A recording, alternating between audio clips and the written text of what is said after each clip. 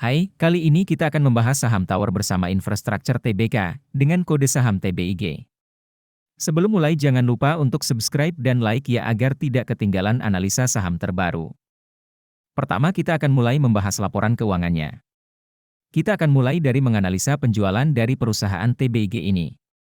Dari segi pertumbuhan, jika kita bandingkan dengan tahun sebelumnya, penjualan perusahaan ini pada Q3 2021 sebesar 5,95 T mengalami kenaikan sebesar 9,9% menjadi 6,54 T di Q3 2022.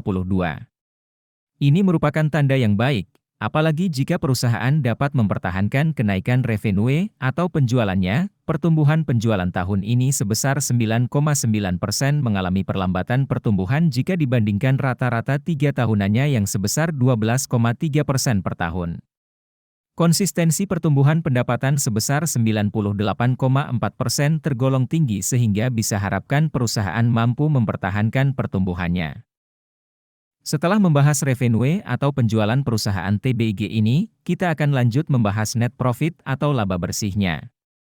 Jika kita bandingkan dengan tahun sebelumnya, laba bersih atau net profit perusahaan ini pada Q3 2021 sebesar 1,39 T mengalami kenaikan sebesar 24,78% menjadi 1,74 T di Q3 2022.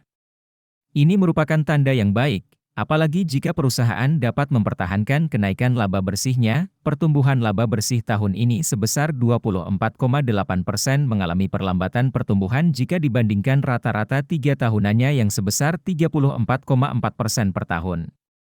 Konsistensi pertumbuhan laba bersih hanya 0,5% sehingga sulit untuk memprediksi pertumbuhan di tahun selanjutnya. Lalu kita akan menganalisa margin profitabilitas dari perusahaan TBIG. Pertama, untuk GPM perusahaan ini mengalami penurunan, jika kita bandingkan dengan tahun sebelumnya 75,0% turun menjadi 73,3%. Penurunan GPM menandakan perusahaan tidak dapat mempertahankan biaya pokok penjualan atau COGS-nya. Lanjut ke NPM atau Net Profit Margin. NPM perusahaan ini mengalami kenaikan, pada tahun lalu sebesar 22,6% naik menjadi 25,9%. Kenaikan NPM merupakan hal yang sangat baik. Sekarang kita akan membahas rasio terpenting yaitu Return on Equity.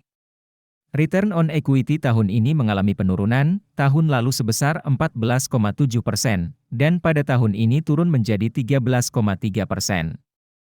Return on equity dari perusahaan TBIG ini sebesar 13,3% namun memiliki liabilitas yang cukup tinggi, sehingga perlu dicek lebih lanjut apakah perusahaan ini sehat atau tidak.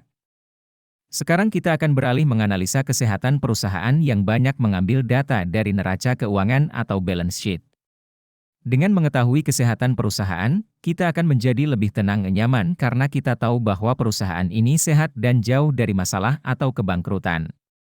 Seluruh aset yang dimiliki perusahaan dapat menutupi seluruh liabilitas perusahaan, bisa dikatakan perusahaan ini cukup aman. Rasio liabilitas dibandingkan dengan ekuitasnya sebesar 2,39 kali tergolong cukup tinggi sehingga perlu dibandingkan dengan perusahaan sejenis yang ada di industrinya, dan perlu dipelajari lebih dalam. Sekarang kita akan menganalisa hutang berbunga dari perusahaan TBIG ini. Rasio hutang berbunga dibandingkan dengan ekuitasnya sebesar 2,15 kali tergolong cukup tinggi dan perlu dianalisa lebih dalam.